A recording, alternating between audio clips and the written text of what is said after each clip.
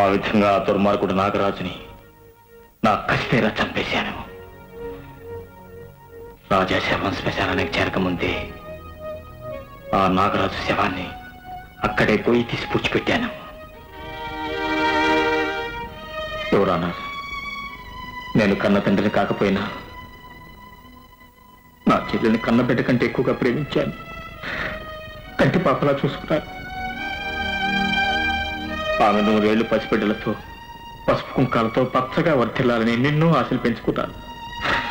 అలాంటి నా చెల్లెలి జీవితంలో ఆ కిరాతకుడు నాగరాజు కారుమేఘం అలా ప్రవేశించి ఆమె జీవితాన్ని సర్వనాశనం చేశాడు. అమ్మా జ్యోతి, అన్నయ్యగా నేను ఇంతకంటే ఏం చేయగలనమ్మా? నీ తాడిని పెంచాను దుర్మార్గుడు నీ అన్నయ్య.